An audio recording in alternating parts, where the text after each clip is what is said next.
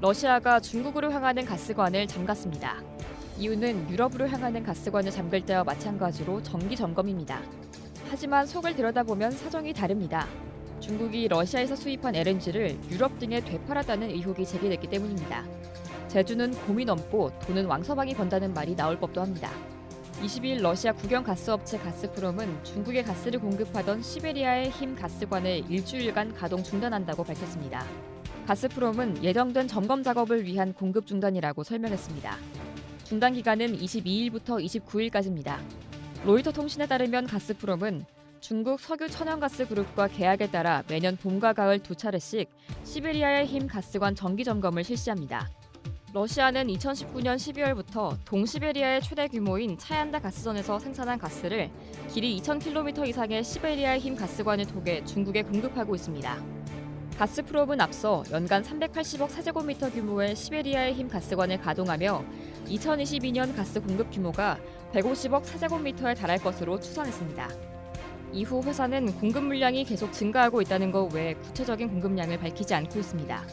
보도에 따르면 가스프롬은 해당 가스관을 통해 중국에 2020년에는 41억 세제곱미터, 2021년에는 104억 세제곱미터 규모의 가스를 공급했고 올해는 200억 세제곱미터를 보낼 것으로 예상됩니다. 가스프롬은 이번 공급 중단이 정기 점검에 따른 것이라고 재차 강조했지만 최근 가스프롬이 독일에 대한 가스 공급도 가스관 점검을 이유로 완전히 중단한 만큼 이번 점검도 비슷한 양상으로 흘러가는 것이 아니냐는 관측이 제기됩니다. 특히 중국이 러시아에서 수입한 LNG를 유럽과 아시아 국가에 비싸게 되팔아 고수익을 올렸다는 의혹이 제기되면서 러시아의 진짜 차단 이유가 여기에 있는 게 아니냐는 추측이 나오고 있습니다. 독일의 국제방송사 DW 등 외신에 따르면 중국 기업들은 올해 약 400만 톤의 LNG를 국제시장에 내다 팔았습니다.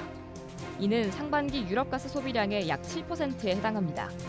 LNG 중개업체인 중국의 조보그룹은 유럽 구매자에게 1억 달러 상당의 LNG를 판매했다고 밝혔습니다. 중국 최대의 정유업체인 시노펙 그룹도 잉여 LNG를 국제시장으로 내보내고 있다고 밝혔습니다. 현지 언론은 시노펙이 약 315만 톤을 판매했다고 전했습니다. 홍콩 사우스차이나 모닝포스트 역시 올해 1월부터 8월 중국의 러시아산 LNG 수입액은 23억 9천만 달러로 전년 대비 3배 증가했다고 밝히면서 같은 기간 중국이 유럽에 1억 6,400만 달러 규모의 LNG를 재판매했다고 보도했습니다. 라이스 대학의 베이커 공공정책연구소 에너지연구센터의 한 연구원은 DW와의 인터뷰에서 유럽이 중국에서 LNG를 구매한다면 특히 일부는 러시아산일 수 있다며 유럽이 겨울에 심각한 가스 부족에 시달리지 않으려면 중국에서 가스를 구입할 수밖에 없다고 말했습니다. 또 이 연구원은 이러한 가스 재판매로 추가 이익을 얻는 건 러시아가 아니라 중국이라고 덧붙였습니다. 이상 여의도 출구였습니다.